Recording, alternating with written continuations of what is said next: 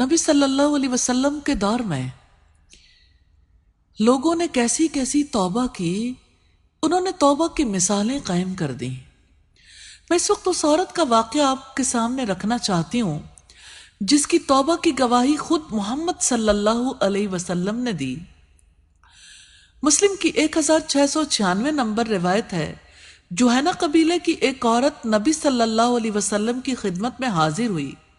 وہ زنا کا ارتکاب کرنے کی وجہ سے حاملہ تھی۔ اس نے آ کر کہا، اللہ کے رسول، مجھ سے حد والے گناہ کا ارتکاب ہو گیا ہے، آپ مجھ پر حد قائم فرما دیں۔ اب صلی اللہ علیہ وسلم نے اس کے ولی کو بلایا اور فرمایا، اس کو اچھے طریقے سے اپنے پاس رکھو، اور جب یہ بچہ جن لے تو اس کے بعد اسے میرے پاس لے آنا۔ چنانچہ اس نے ایسا ہی کیا۔ اللہ کے نبی صلی اللہ علیہ وسلم نے حکم دیا تو اس کے کپڑے اچھی طرح مضبوطی کے ساتھ باندھ دیے گئے، پھر آپ کے حکم پر اسے رجم کر دیا گیا، پھر آپ نے اس کی نماز جنازہ پڑھائی۔ سیدنا عمر نے عرض کیا، اللہ کے رسول، اس بدکاری کرنے والی عورت پر آپ نماز جنازہ پڑھتے ہیں؟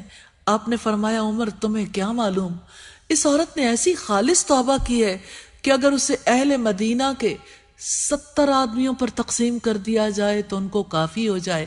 کیا اس سے بھی کوئی افضل بات ہے کہ اللہ عز و جل کی رضا کے لیے اس نے اپنی جان تک کی قربانی دے دی؟ خالص توبہ جسے مدینہ کے 70 گناہ گاروں پر تقسیم کر دیا جائے ان کے لیے کافی ہو جائے، یہ ہے جرت ایمانی۔ اخروی سزا کے مقابلے میں دنیا کی سزا کو ترجیح دینے والی کی گواہی نبی صلی اللہ علیہ وسلم نے دی۔